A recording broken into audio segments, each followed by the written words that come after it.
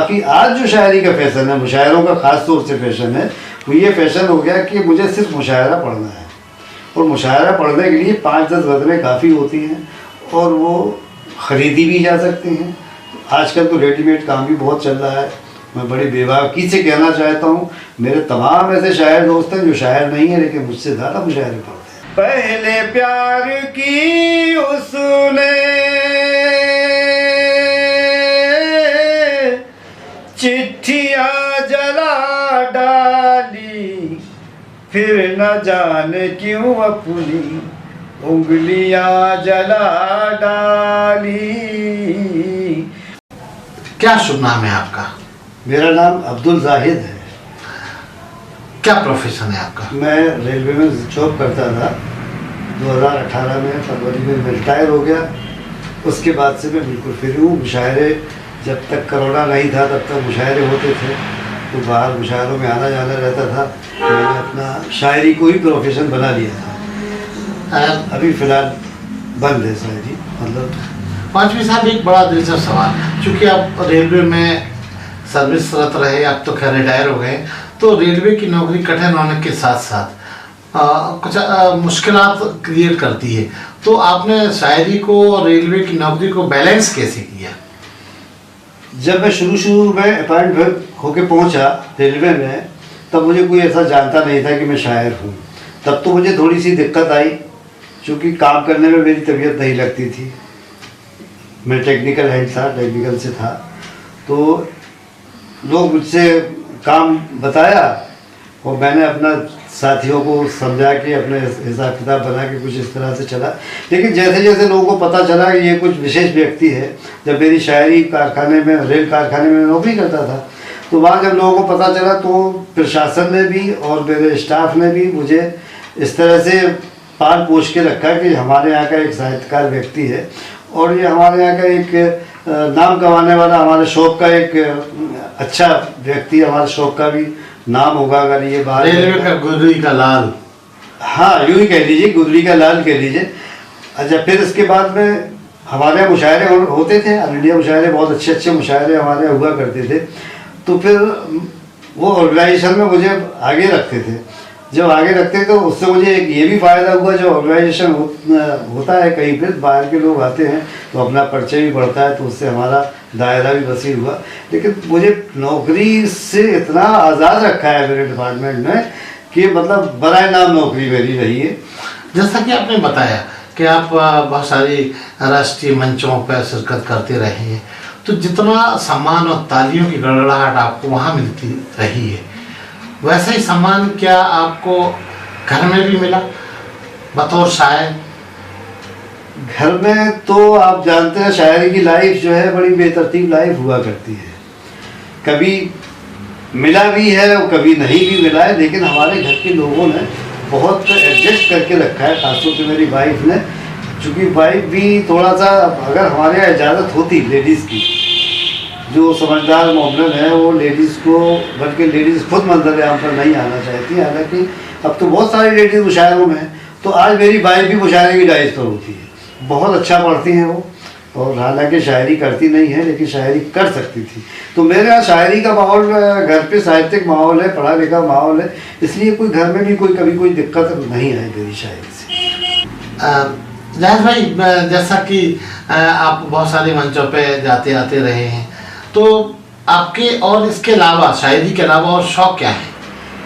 मेरा शायरी में, जब मुशायरों में मैं जाता था तो मेरा एक ख़ास शौक़ ये रहा कि लोगों से मुलाकात करना, लोगों से दोस्ती करना और अच्छे लोगों से दोस्ती करना, जिससे कि हमारे इल्म में इजाफ़ा हो, हमारी शायरी में इजाफ़ा हो।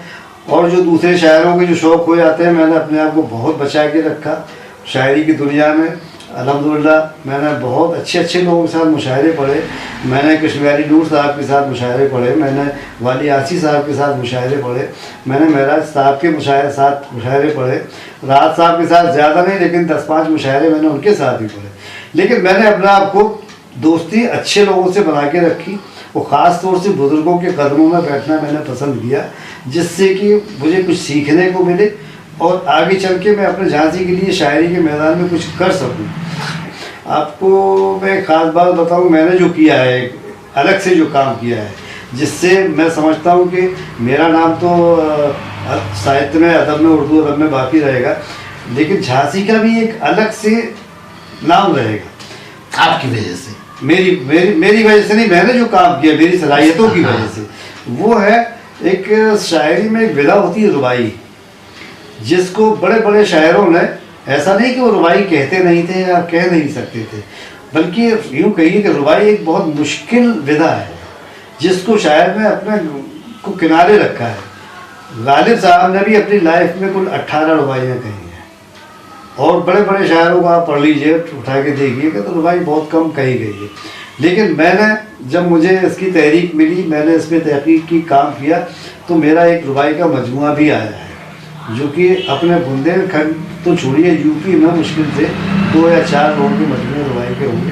तो ये झांसी के लिए एक अलग से मैंने काम किया, और इसको बड़ी मकबूलियत पूरे हिंदुस्तान में, हिंदुस्तान से बाहर मिली, और मैं इस बात पे फ़ख्र महसूस करता हूँ अपने लिए कि मैंने झांसी के लिए कुछ काम एक ऐसा किया है जो कि ये ज़िंदा रहेगा, और झांसी रुबाई के शायर के नाम से झांसी जानी जाएगी। जाहिद भाई को गुस्सा कब आता है?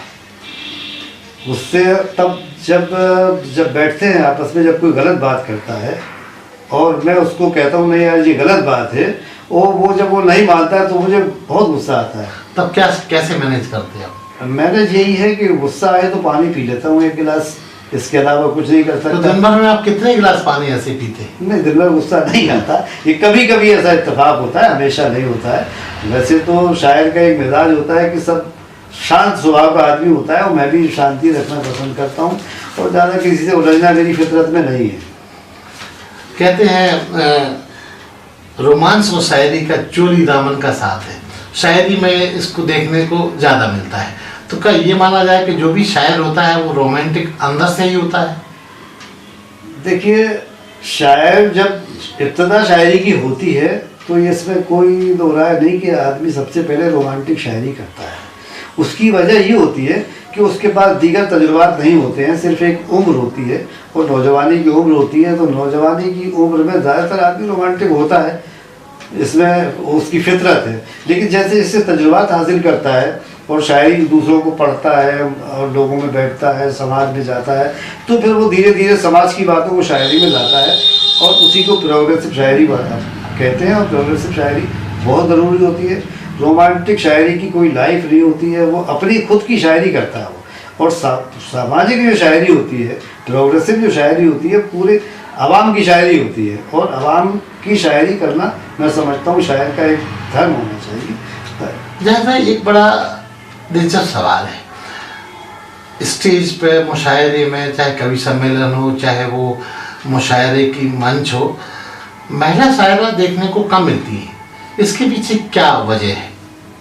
नहीं, आप अगर आप तजुर्बा करें तो अब तो महिलाएं बहुत हैं, और महिलाएं इसलिए भी ज़्यादा नहीं आ पाती हैं कि उनके साथ एक घर की बंदिश हुआ करती है। हर एक शौहर पसंद नहीं करता कि हमारी वाइफ जो है डाइस पे जाए, चाहे लोगों में बैठे।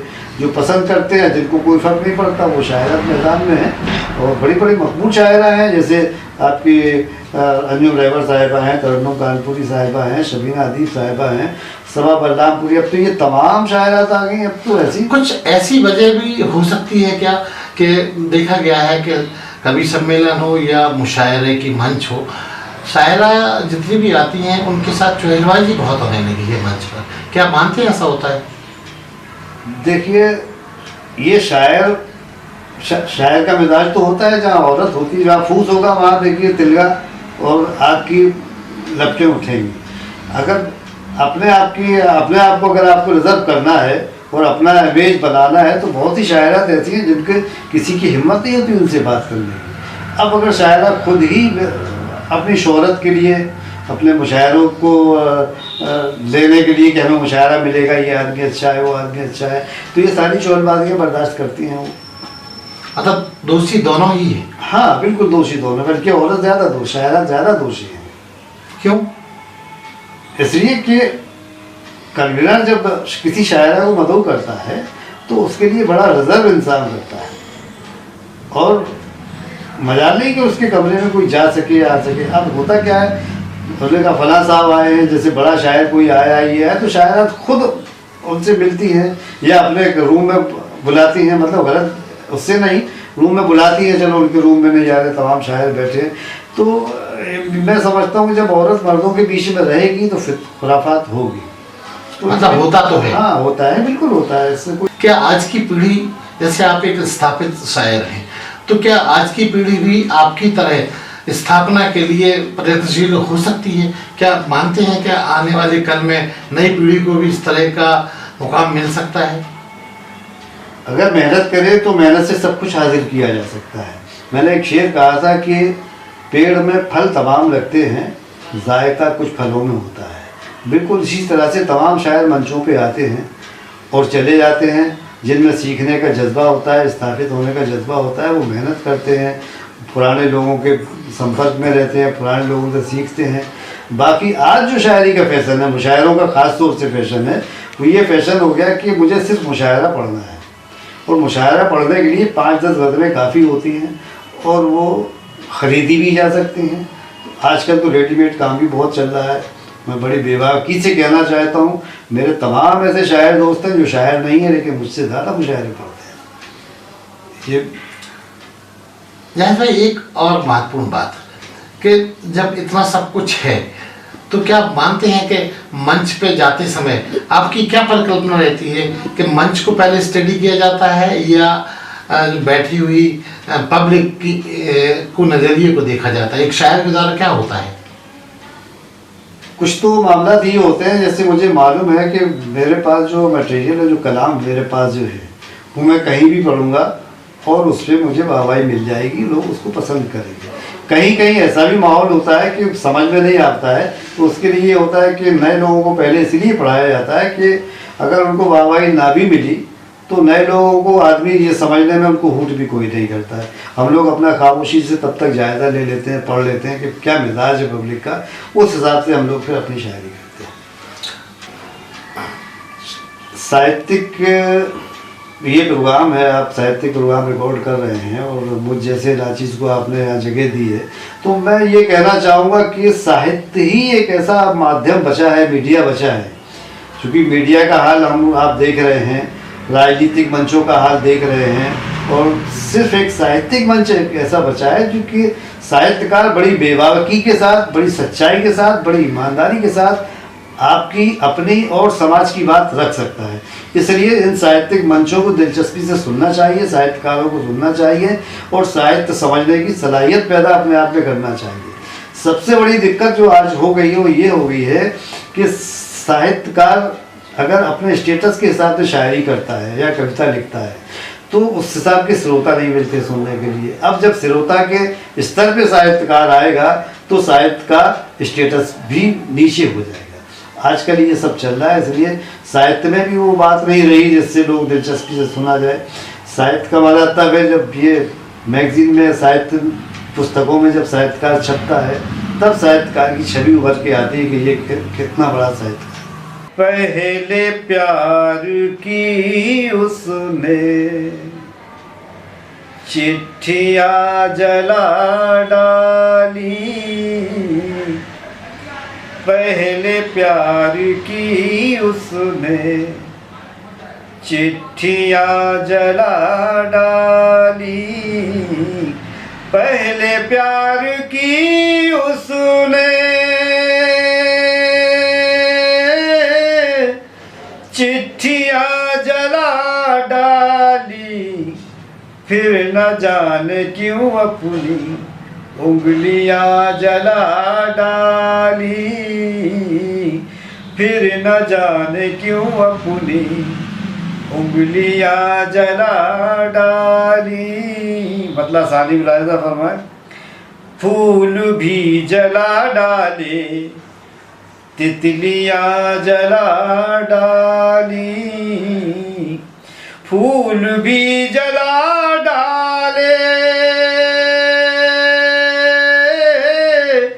तितलियाँ जला डाली, किसने मेरे गुलशन की शोखियाँ जला डाली, किसने मेरे गुलशन की शोखियाँ जला डाली। और हज़रत ये शेर बतौर ख़ास मुलाहिज़ा फरमाए।